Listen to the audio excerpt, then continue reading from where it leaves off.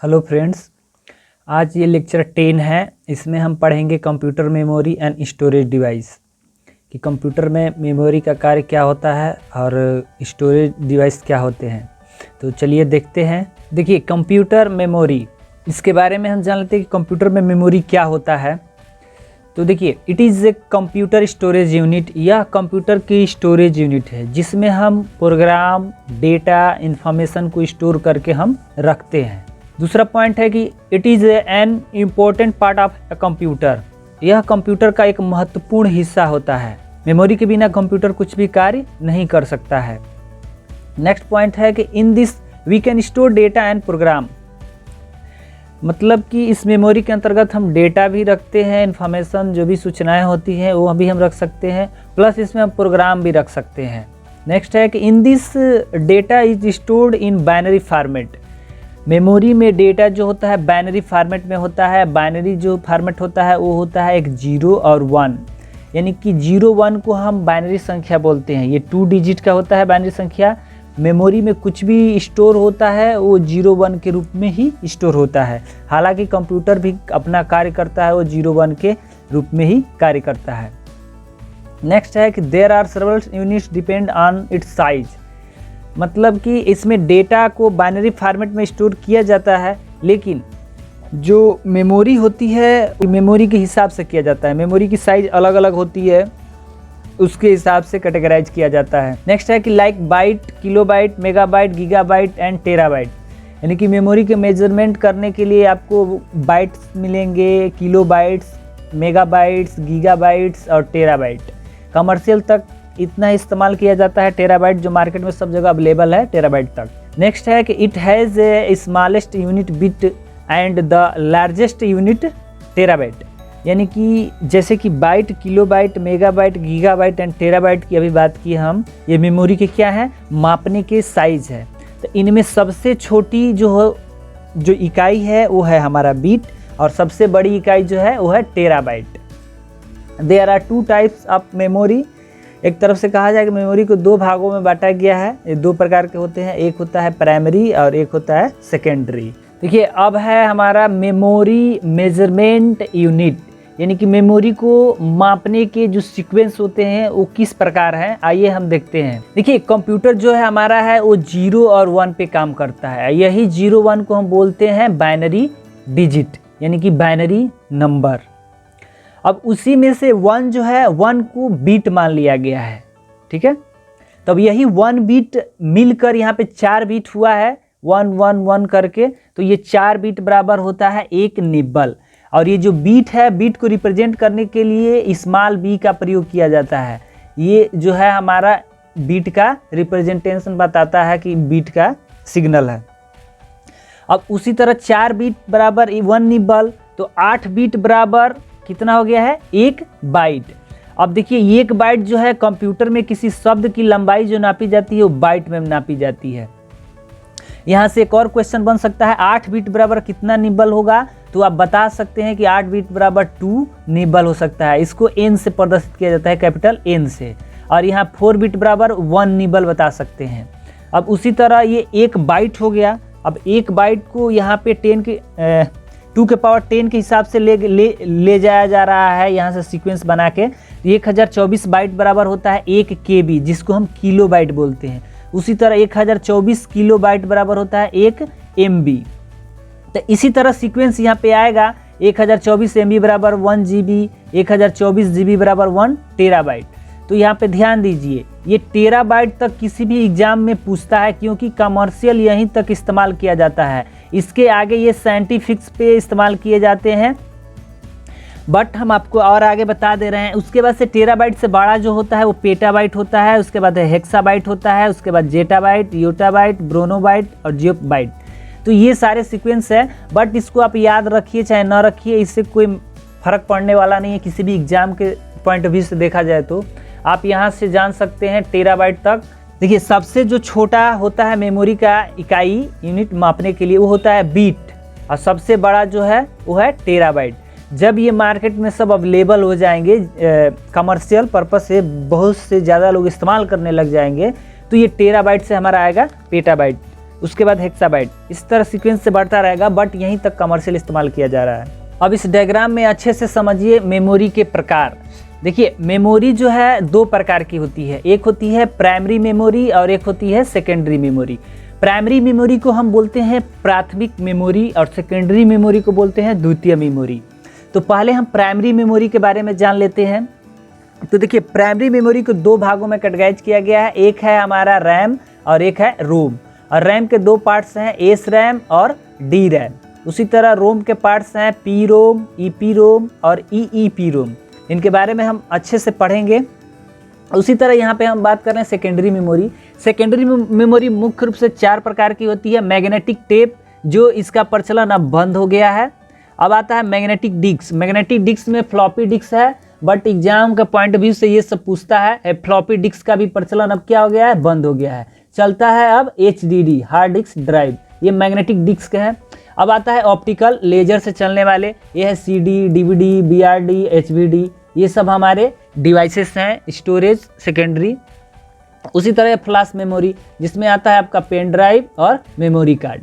चलिए एक एक करके हम समझ लेते हैं अच्छे से कि यहाँ पे मेमोरी हायरार्की है, इसके बारे में समझ ले रहे हैं कि सबसे छोटा सबसे फास्ट मेमोरी कौन सा होता है, रजिस्टर। उससे बड़ा कैश, उससे बड़ा रैम रोम, उससे बड़ा CD, DVD, HDD, ये सब होते हैं। उसके बाद से आता है क्लाउडिंग सिस्टम। तो देखिए यहाँ पे एक एरो का निशान बनाया गया है, लिखा गया स्टोरेज इंक्रीजिंग, यानी कि ये सबसे कम स्टोर करने वाला मेमोरी है। उसके बाद से ये है, उसके बाद से ये, उसके बाद से ये, उसके बाद से ये एक सीक्वेंस में है। इधर है एक्सेस टाइम इंक्रीजिंग। तो देखिए सबसे जो फास्ट चलेगा वो रजिस्टर, उसके बाद से कैश, उसके बाद से रैम रोम, उसके बाद CD, DVD, HDD और उसके बाद से क्लाउडिंग सिस्टम। उसी तरह स्टोर करने के लिए है यहाँ पे कि स्टोर करने की क्षमता इसमें सबसे ज़्यादा है, उसके बाद से इसमें, उसके बाद से इसमें, उसके बाद से इसमें। अब चलिए नेक्स्ट चलते हैं। देखिए प्राइमरी मेमोरी जान लेते हैं। प्राइमरी मेमोरी, देखिए ये चित्र आपको दिखाई दे रहा है प्राइमरी मेमोरी का। This memory is also called main memory. ये कंप्यूटर का मेन मेमोरी है, इसे हम कहते हैं मेन मेमोरी, यानी कि मुख्य मेमोरी। इनके बिना कंप्यूटर चलता नहीं है। अगर ये मेमोरी है तो कंप्यूटर ऑन होगा और उस पर हम कार्य कर सकते हैं। It only works for computer. ये दोनों मेमोरी जो है हमारे, एक किसके लिए काम करते हैं, ये कंप्यूटर के लिए काम करते हैं। अगर कंप्यूटर में कुछ भी कार्य कराना है तो ये मेमोरी का होना बहुत ज़रूरी है, रैम और रोम। ठीक है, तो ये कंप्यूटर में काम करते हैं। तो देखिए प्राइमरी मेमोरी को हम मेन मेमोरी कहते हैं। और ये प्राइमरी मेमोरी दो प्रकार की होती है, एक होता है रैम और एक होता है रोम। रैम का पूरा नाम होता है रैंडम एक्सेस मेमोरी और रोम का पूरा नाम होता है रीड ऑनली मेमोरी। रैम का प्रयोग कंप्यूटर में कोई भी प्रोग्राम को चलाने के लिए इस्तेमाल किया जाता है, कोई भी कार्य करने के लिए रैम का इस्तेमाल किया जाता है। अगर ऐसा कहा जाए कि पूरी जो ऑपरेटिंग सिस्टम में कार्य होते हैं या कंप्यूटर में कोई भी एप्लीकेशन के अंतर्गत हम कार्य करते हैं, वो हमारा रैम के द्वारा ही कार्य करता है। उसी तरह आते हैं रोम। रोम का कार्य होता है कि कंप्यूटर के सारे हार्डवेयर फीचर्स को मैनेज करना, जैसे कंप्यूटर चालू करने में मदद करना, कंप्यूटर के जितने डिवाइस अटैचमेंट है उनको कंट्रोल करना, ये सारे के सारे हमारे रोम के द्वारा होते हैं। तो देखिए रैम जो है ये कंटिन्यूअस पावर सप्लाई से चलता है, इसमें लगातार विद्युत है तो इसमें डेटा है और काम करता है। और जो हमारा रोम है इसमें क्या होता है कि लाइट रहे चाहे ना रहे, इसमें जो इसका डेटा है वो एनी टाइम ही स्टोर रहता है। लेकिन रैम में अगर हमारे पास कंप्यूटर हो या डेस्कटॉप हो या लैपटॉप हो, जब तक उसमें पावर है तब तक रैम में डेटा है, और जैसे पावर कट हुआ तो रैम से डेटा सारा मिट जाता है। अगर हम कोई फाइल बना के कुछ कार्य कर रहे हैं, अगर अचानक हमारा लैपटॉप या डेस्कटॉप कंप्यूटर बंद हो जाए तो फाइल अगर हम सेव नहीं किए तो पूरा डेटा हमारा नुकसान हो जाता है, यानी कि फिर से उसको रीजनरेट करना पड़ता है, यानी कि फिर से दोबारा उसको बनाना पड़ता है। तो यही होती है रैम की खासियत। रैम को हम अस्थायी मेमोरी बोलते हैं, मेन मेमोरी बोलते हैं और टेम्परेरी मेमोरी बोलते हैं और प्राइमरी मेमोरी बोलते हैं। लेकिन रोम एक अस्थायी मेमोरी है, इसे हम अस्थायी मेमोरी के नाम से जानते हैं और ये प्राइमरी मेमोरी का ही भाग है। अब उसी तरह रैम दो प्रकार के हैं, एक है एस रैम और एक है डी रैम। एस रैम जो होते हैं इनका एक्चुअली कार्य जो होता है वो सीपीयू के लिए होता है। ये कैश मेमोरी को प्रोवाइड करते हैं। कैश मेमोरी के बारे में आप लोग जानते होंगे। कैश मेमोरी जो होती है वो हमारी एक बहुत फास्ट मेमोरी होती है, ये CPU और रैम के बीच ही काम करती है। तो ये कैश मेमोरी को जनरेट करता है।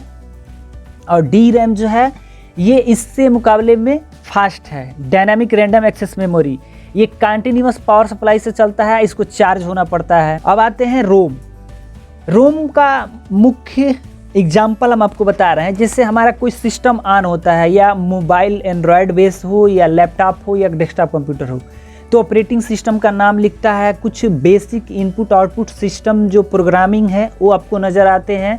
तो वो सब डेटा कहाँ स्टोर रहता है? रोम में रहता है। तो रोम 3 कैटेगरीज में बांटा गया है। 3 तरह के रोम होते हैं, एक होता है पी रोम, और एक होता है ईपी रोम, और एक होता है ईईपी रोम। पी रोम का पूरा नाम होता है प्रोग्रामेबल रीड ओनली मेमोरी। एक ऐसा चिप जिसमें हम एक बार प्रोग्राम कर दिए तो उसको मिटाया नहीं जा सकता है, वो एनी टाइम फिक्स हो जाएगा, उसे हम बोलते हैं पी रोम। और एक है ईपी रोम, इसका होता है erasable programmable read only memory. इसमें क्या होता है, प्रोग्राम एक बार कर दिए, अगर फिर कुछ समय बाद चेंज करना चाहते हैं तो इसको इसमें से इरेज कर सकते हैं और उसको हम चेंज कर सकते हैं। बट इरेज करने के लिए आपको अल्ट्रा वायलेट किरण की मदद लेनी पड़ती है, यानी कि पैराबैंगनी किरण के द्वारा इसे मिटाया जाता है। ईईपी रोम मतलब electrically erasable programmable read only memory. इसमें भी प्रोग्राम कर दिए तो फिर दोबारा प्रोग्राम करना होता है, उसको मिटाना होता है, तो हम विद्युत का यानी कि लाइट का इस्तेमाल करते हैं। आजकल ज़्यादातर मार्केट में यही प्रचलन है ईईपी रोम का। देखिए रैम और रोम के अंतर क्या है, इन दोनों के बारे में अच्छे से आपको यहाँ पे बता दे रहे हैं। देखिए RAM stand for random access memory, इसका तो पूरा नाम होता है रैंडम एक्सेस मेमोरी। उसी तरह रोम का नाम होता है read only memory. It is A read write memory, यानी कि ये पढ़ भी सकता है और लिख भी सकता है। और रोम जो है it is a readable memory, यह केवल रीड करता है। It store the information temporarily, हम आपको पहले बता चुके हैं ये डेटा को टेम्पररी स्टोर करता है। और ये है कि it store the information permanent, यानी कि ये अस्थायी रूप से डेटा को स्टोर करता है। It is a volatile memory, यह एक परिवर्तन करने वाली मेमोरी है। It is a non volatile, यह एक परिवर्तन नहीं करने वाली मेमोरी है, ये अस्थायी कहा जाए एक तरफ से। Data in RAM can be modify, RAM के द्वारा डेटा को हम चेंज भी कर सकते हैं, और रोम के द्वारा हम डेटा चेंज नहीं कर सकते हैं। RAM size from 64 MB to 16 GB type, यानी कि ये 64 MB से 16 GB तक रैम अवेलेबल है। बट रोम जो है ये MB में ही होता है, ये GB में नहीं होता है। नेक्स्ट है कि RAM is a 2 type, static RAM and dynamic RAM. हम आपको पहले बता चुके हैं कि स्टैटिक रैम जो है ये कैश मेमोरी के लिए काम करता है, और डायनामिक मेमोरी है जो कि सारे कंप्यूटर के जितने भी पार्ट्स होते हैं और जितने भी एप्लीकेशन होते हैं वो ज़्यादातर इस्तेमाल करने के लिए किए जाते हैं, तो ये प्रोग्राम के पॉइंट ऑफ व्यू से ज़्यादा प्रयोग किया जाता है। उसी तरह रोम 3 टाइप का होता है, पी रोम, ईपी रोम, ईईपी रोम। ये परमानेंटली प्रोग्राम इसमें किए जाते हैं, और इसमें किए जाते हैं तो पैराबैंगनी किरण की मदद से मिटाए जाते हैं, और ये इलेक्ट्रिकली विद्युत के द्वारा मिटाया जाता है। इसमें रैम मेमोरी स्टोरिंग डेटा इन GB, ये GB में स्टोर करता है डेटा को, और ये MB में डेटा को स्टोर करता है। उसी तरह RAM is very fast memory but use a lot of power, ये ज़्यादा पावर लेता है, लेकिन ये रोम जो है ये थोड़ा सा पावर लेता है। इसकी ज़रूरत कब पड़ती है? जब सिस्टम ऑन होता है या कोई हार्डवेयर डिवाइस कनेक्ट होते हैं तो इनकी ज़रूरत पड़ती है। लेकिन रैम की ज़रूरत पूरे कंप्यूटर को चलाने के लिए, पूरे कार्य को मैनेज करने के लिए ज़रूरत है, इसलिए इसमें पावर ज़्यादा इस्तेमाल किया जाता है। देखिए रैम 2 तरह के ना बताया ना आपको, एस रैम, डी रैम। तो देखिए ये है हमारा एस रैम, स्टैटिक रैंडम। ये छोटे छोटे चिप जैसे होते हैं, इनका सिस्टम में जो हमारा मदरबोर्ड होता है उनमें ये इसका प्रयोग किया जाता है, इंस्टॉल किए गए होते हैं छोटे छोटे। लेकिन जो रैम है डी रैम को आप देख सकते हैं, ये आप लोग देखे भी होंगे, ये कंप्यूटर का एक तरफ से कहा जाए कि आँख है। इनके बिना कंप्यूटर कुछ देखता नहीं है ना कुछ करता है। एक्चुअली सिस्टम आने नहीं होगा, रैम नहीं रहेगा तो सिस्टम आने नहीं होगा। तो ये है हमारा रैम। अब इनमें भी कई टाइप्स के होते हैं, जैसे DDR1, DDR2, DDR3 dynamic RAM का। इसी तरह सिंक्रोनस, असिंक्रोनस SRAM में भी आते हैं। बट आपको इतना ही जानना है CCC के एग्जाम पॉइंट ऑफ व्यू से। अब है रोम। रोम में है पी रोम, ईपी रोम, ईईपी रोम। तो देखिए रोम भी ऐसे ही मदरबोर्ड पे लगे होते हैं, आपको यहाँ डायग्राम में अच्छे तरह से दिखाई दे रहा होगा। ये छोटे छोटे जो सर्किट हैं ये हमारे एक चिप कहलाते हैं, IC chip, integrated circuit chip. इसी में यही रोम है हमारे, इन्हीं में डेटा को हम प्रोग्राम करके इसमें रखते हैं और फिर ज़रूरत पड़ती है तो हम मिटा सकते हैं। तो ये परमानेंटली वाला है और ये पराबैंगनी किरण से मिटाने वाला है और ये विद्युत के द्वारा। तो इसका ही प्रयोग ज़्यादातर आजकल मार्केट में किया जा रहा है। अब है हमारा सेकेंडरी मेमोरी। सेकेंडरी मेमोरी यह कंप्यूटर में एक सहायक मेमोरी के रूप में प्रयोग किया जाता है और यह कंप्यूटर का भाग नहीं होता, इसे अलग से जोड़ा जाता है और इसमें जो डेटा स्टोर होते हैं वो अस्थायी रूप से होते हैं, परमानेंट डेटा स्टोर होते हैं। मतलब कंप्यूटर बंद हो जाने के बाद इसमें से डेटा नहीं डिलीट होता है, जब आप खुद डेटा डिलीट करेंगे तो डिलीट होता है। अगर मान लीजिए आपको ऐसी ज़रूरत है कि हम आने वाले कुछ सालों बाद या कुछ दिनों बाद या कुछ महीनों बाद उस फाइल को यूज करना चाहते हैं तो इसी में स्टोर करके रखा जाता है। एक तरह से कहा जाए कि आपका फाइल, फोल्डर, कुछ भी जो आप कंप्यूटर में कार्य करते हैं उस सबको स्टोर करना है परमानेंट, कि आने वाले समय में इस्तेमाल करें तो सेकेंडरी मेमोरी में ही किया जाता है। इसकी क्षमता बहुत ज़्यादा होती है, ठीक है, और इसमें जो गति होती है वो हमारे प्राइमरी मेमोरी से थोड़ी सी कम होती है, क्योंकि ये एक तरफ से कहा जाए कि इसमें बहुत सारे कंटेंट हमारे स्टोर रहते हैं और उन कंटेंट को एक्सेस करना इस मेमोरी के लिए थोड़ा सा पॉसिबल होता है फास्ट गति से। बट रैम की जो स्पीड है वो फास्ट एनी टाइम ही रहेगी और जो सेकेंडरी मेमोरी की स्पीड है कभी भी उससे फास्ट नहीं होगी, इससे स्लो ही काम करेगी। कंप्यूटर में सारे जो एप्लीकेशन सॉफ्टवेयर, सिस्टम सॉफ्टवेयर जो इंस्टॉल किए जाते हैं वो सेकेंडरी मेमोरी में ही आकर क्या होते हैं, इंस्टॉल होते हैं। चलिए हम इसके प्रकार के बारे में जान लेते हैं, कौन कौन से होते हैं। तो देखिए सेकेंडरी स्टोरेज डिवाइस ये 4 टाइप्स के होते हैं, मैग्नेटिक डिस्क, मैग्नेटिक टेप और ऑप्टिकल डिस्क और फ्लैश मेमोरी। मैग्नेटिक डिस्क में हम पढ़ेंगे फ्लॉपी डिस्क, हार्ड डिस्क। उसी तरह एक है मैग्नेटिक टेप। ऑप्टिकल डिस्क में CD, DVD, BRD, HBD और फ्लैश मेमोरी में है मेमोरी कार्ड और पेन ड्राइव। तो देखिए यहाँ पे आप लोग को एक एक करके सारे मेमोरी के बारे में आप लोग को हम अच्छे से समझा रहे हैं। तो देखिए सबसे पहले मैग्नेटिक टेप, बहुत ये पुराने स्टोरेज माध्यम है। आप लोगों ने देखा होगा कि पहले ज़माने में ऐसा कैसेट आया करते थे जिसके अंतर्गत 2 गोल सा पहिया होता था और उसमें एक मैग्नेटिक रील एक दूसरे से लिपटी होती थी। ये हमारे सीक्वेंशियल डाटा थे, ये फास्ट एक्सेस नहीं होते थे।